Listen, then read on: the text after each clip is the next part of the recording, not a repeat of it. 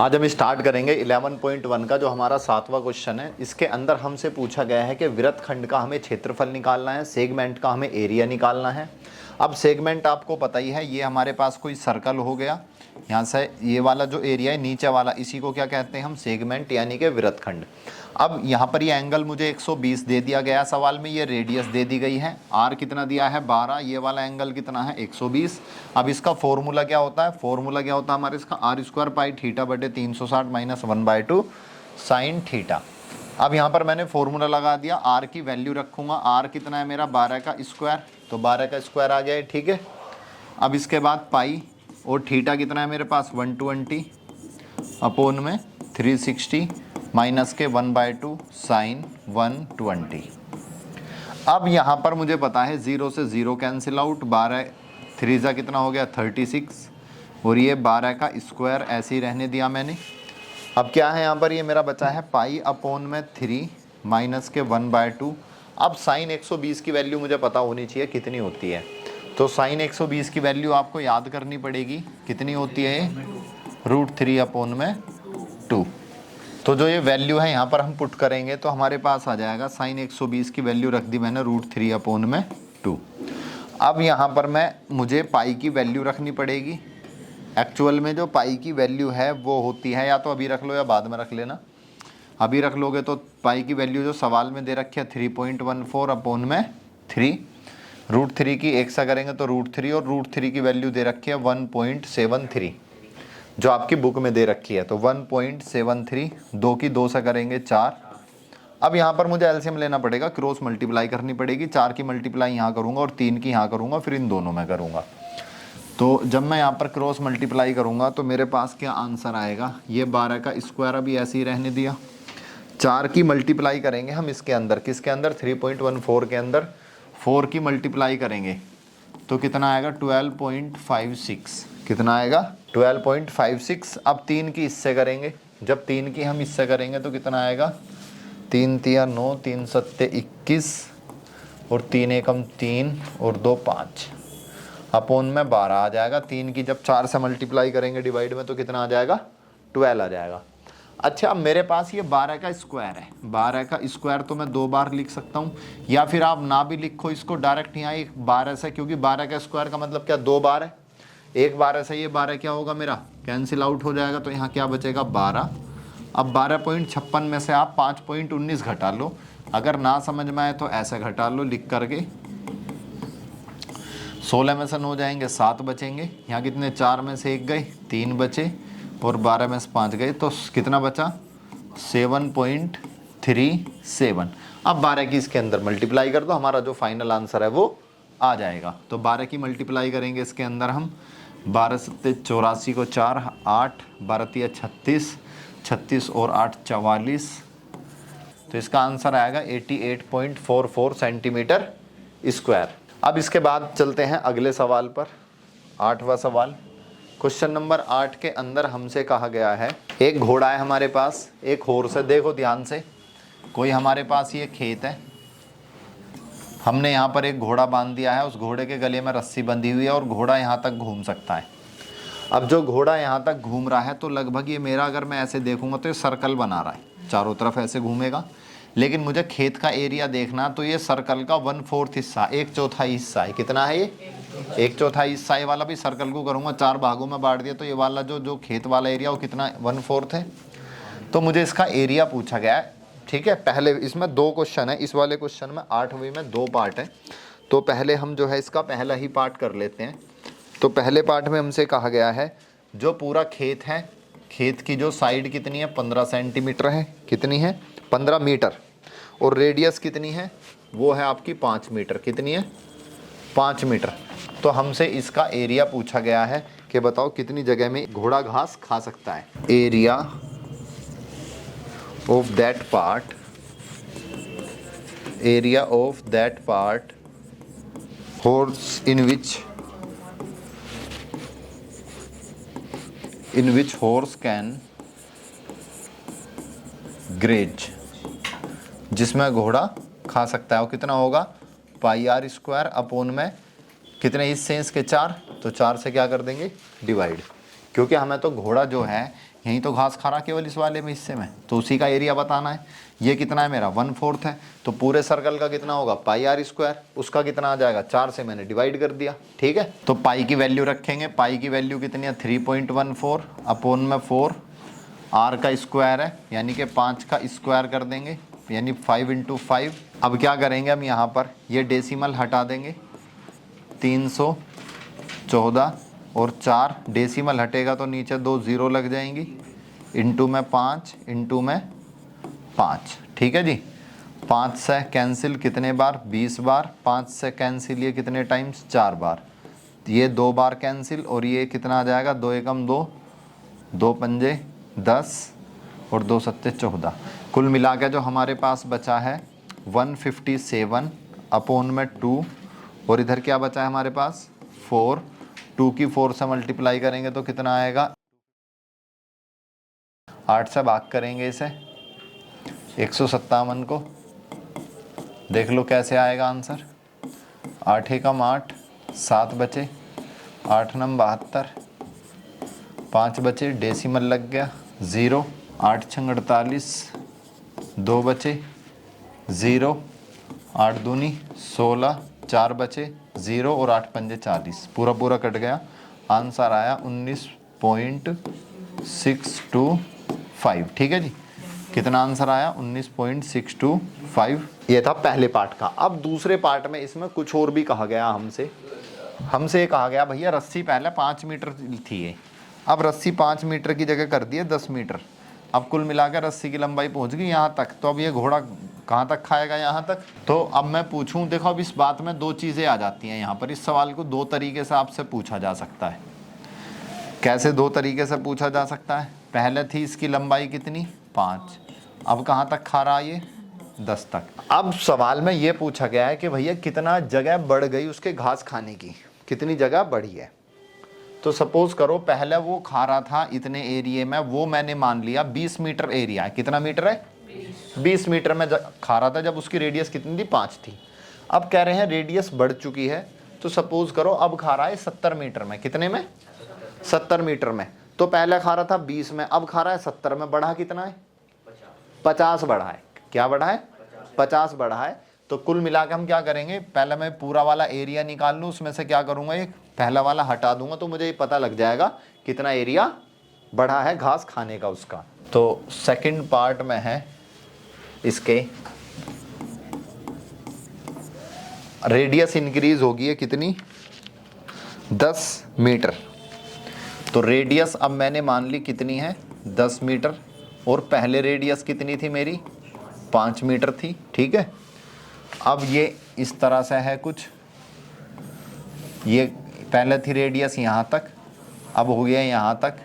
ये वाली रेडियस कितनी थी 5 थी और ये वाली रेडियस कितनी है मेरे पास 10। तो इंक्रीजिंग एरिया, एरिया कितना बड़ा है वो मुझे बताना है। तो increasing the grazing area, increasing the grazing area, increasing the grazing area. पहले भैया ये बाहर वाले का निकाल लो, इसका एरिया कितना होगा पाई आर स्क्वायर। फिर छोटे वाले का निकाल लो, तो इसकी small radius pi r square upon 4। अब दोनों में पाई पाई कॉमन, 4 भी कॉमन, तो पाई अपॉन 4 क्या आ गया बाहर। यहाँ क्या बचा आर स्क्वायर और यहाँ क्या बचा है स्मॉल आर स्क्वायर। पाई की वैल्यू सवाल में दे रखी है कितनी है 3.14, 4 ऐसे ही आ गया।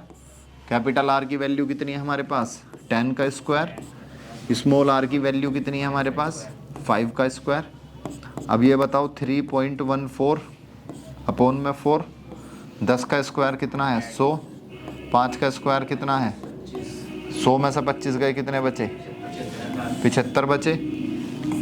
तो अब यहाँ क्या है 3.14, अगर मैं डेसिमल हटा दूँ तो नीचे कितना आ जाएगा 100, 314, 4 गुना में 100 आ गया और 100 में से 25 गए कितना बचा 75 बचे। 25 दिया 75 और 25 चौका 100, तो 314 इंटू में 3 अपॉन में 4 इंटू 4, 2 से कैंसिल और ये कितना आ गया 157 आ जाएगा। 2 से काटेंगे 2 एकम 2 बने 2 सत्ते 14। ठीक है, ऊपर नीचे काट दिए 2 से। अब क्या करेंगे हम 157 की मल्टीप्लाई जब हम करेंगे तो इस ये आएगा हमारा 3 सत्ते 21, हासिल 2, 3 पंजे 15 और 2 17, 3 एकम 3 और 1 4, 2 की 4 से करूँगा तो 8 आएगा।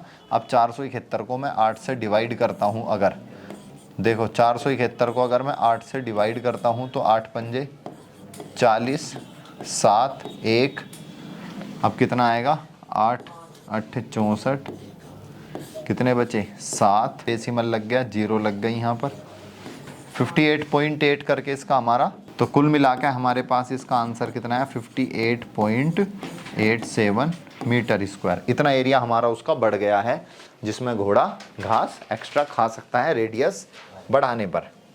अगला सवाल देख लो अब इसका। क्वेश्चन नंबर 9 है। 9 के अंदर क्या है, एक आपको जैसे कई बार हम डिजाइन सा बनाते हैं, एक ब्रूच बनाया गया है, ये ब्रूच बनाया गया है, इसके अंदर हमने 5 लाइनें खींची हैं, 5 डायमीटर बनाए हैं। अब 5 डायमीटर देखो कैसे कैसे बने हैं।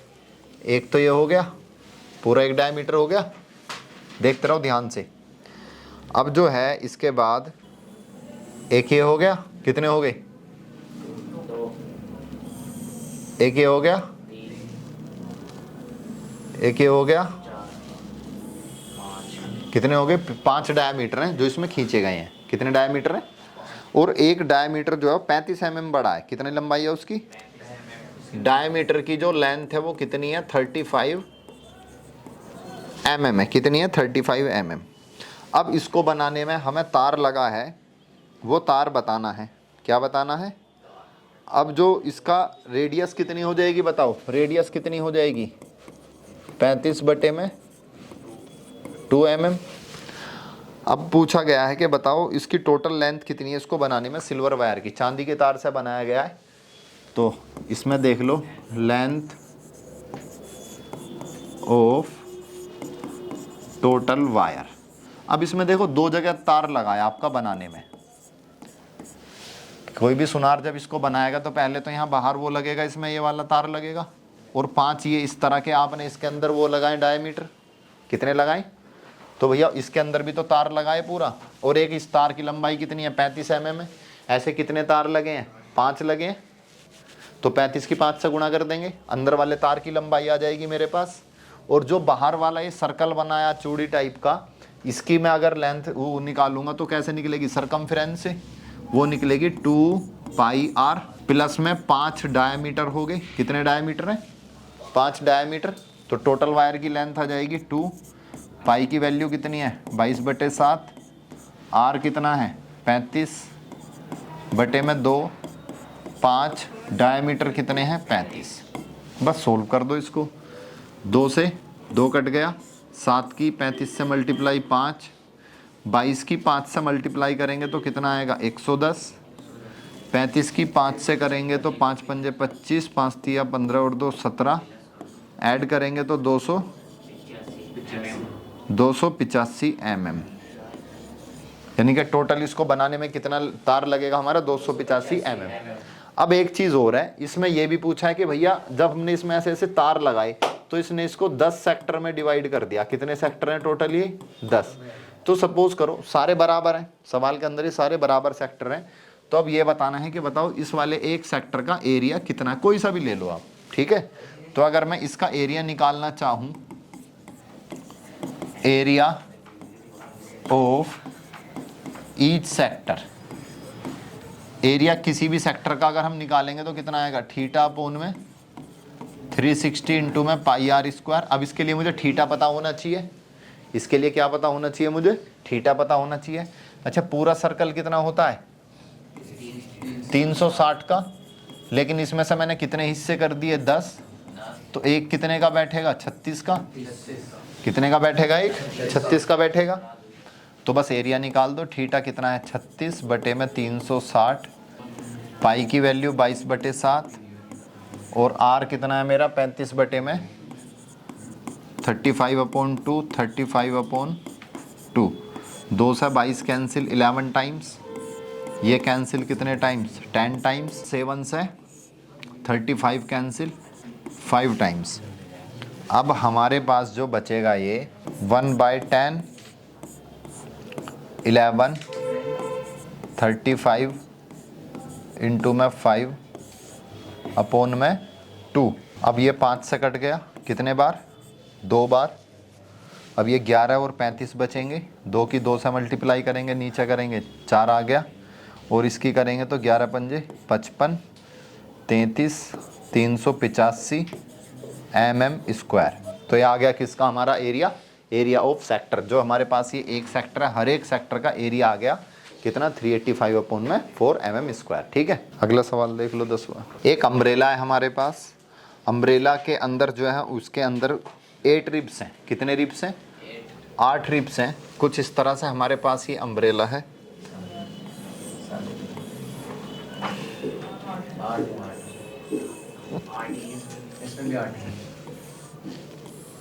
ये हमारे पास एक अम्ब्रेला है जिसके अंदर 8 रिब्स हैं।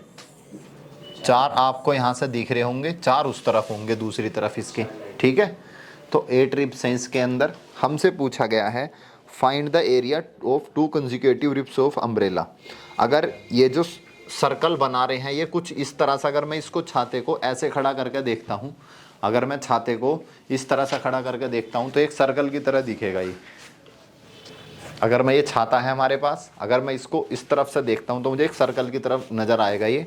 अब इनके बीच में जो है यहाँ पर आपको दिख रहे हैं 8 रिब्स हैं। इसके अंदर पूरे 8 रिब्स हैं। अब ये जो रिब्स ये जो बन रहा है ये पूरा सर्कल है इस तरह से। अब ये सर्कल है, जो ये वाले रिब्स हैं, एक रिब्स के बीच का एरिया बताना है। अब ये यहाँ से यहाँ तक क्या काम करेगी? मेरी रेडियस का काम करेगी, आर का।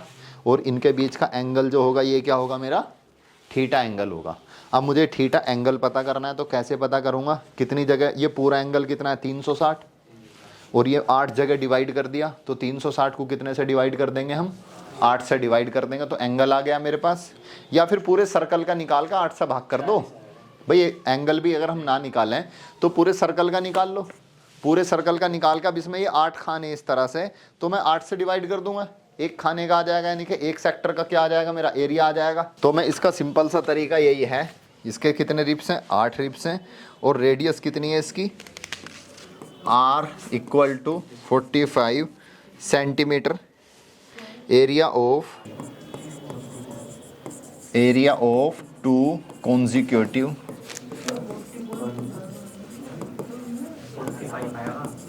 कुछ मत करो, देखो पूरे सर्कल का अगर मैं पूरे की बात करूंगा एरिया कितना है? πr²। अगर एक रिब्स की बात करूंगा टोटल कितने? 8, तो 8 से भाग कर दो ना, बस कुछ भी नहीं करना, आंसर आ जाएगा येरा। पाई की वैल्यू इसके अंदर जो है अपनी मर्जी से रख लेंगे हम, सवाल में नहीं दे रखी है। तो पाई की वैल्यू कितनी है? 22/7 डिवाइड में 8, और आर कितना है मेरे पास? 45 इंटू में 45। अब इसमें से जो चीज़ जिससे डिवाइड हो सकती है तो कुछ इसमें ऐसा डिवाइड हो नहीं रहा, बस ये डिवाइड हो रहा 2 से 4 बार, और ये 11 टाइम्स। अब ये 11 अपॉन में 7 की 4 से 7 इंटू में 4। 45 का स्क्वायर करेंगे तो कितना आएगा? 2025। देखो कोई भी, जैसे 45 है या फिर 55 है, 65 है, तो इनकी मल्टीप्लाई आप आराम से कर सकते हो। जैसे देखो 65 है, अब मुझे इसका स्क्वायर करना है, नहीं 2 बार मल्टीप्लाई करनी है, तो पता आप क्या करोगे? 6 से अगला नंबर क्या आता है? 7 आता है। क्या आता है? 6 की 7 से मल्टीप्लाई करो, कितना आएगा? 42। तो 42 लिख देंगे और लास्ट में 25 लगा देंगे, यही आएगा। अगर मैं बात करूं, देखो 35 की बात करूं, इसका स्क्वायर कितना आएगा? 3 से अगला नंबर क्या आता है? 3 की 4 से मल्टीप्लाई करेंगे 12, और लास्ट में 25 लगा दो। अच्छा, ऐसे ही 15 का 25 का तो पता ही है सबको क्या होता है, देख लो। 2 से अगला नंबर क्या आता है? 3, 2 की 3 से गुणा करेंगे 6, लास्ट में 25 लगा दो। वैसे ही मैंने यहाँ पर 45 का भी निकाल लिया। 4 से अगला नंबर क्या? 5, 4 की 5 से मल्टीप्लाई करेंगे 20, लास्ट में 25 लगा दो। जो जिनके लास्ट में 5 आता है ना, तो इनकी मल्टीप्लाई आप डायरेक्ट अपने माइंड में भी कर सकते हो। जैसे मुझे दिख गया 45 है, तो मैं 4 से अगला नंबर क्या? 5, 4 की 5 से मल्टीप्लाई करी 20 और 25 खुद लगा दिया। इस तरह मल्टीप्लाई करके इनका आ जाता है। जब 11 की मल्टीप्लाई करेंगे इससे तो 11 पंजे 55, फिर 11 की 2 से करेंगे, 11 दूनी 22 और 5 27, और 11 दूनी 22, और डिवाइड में आ जाएगा 7 की 4 से मल्टीप्लाई करेंगे 28। तो ये आ गया हमारा, इसका आंसर आ गया है। इसमें यहाँ सेंटीमीटर स्क्वायर हम लगा देंगे। तो ये था हमारा क्वेश्चन नंबर 10।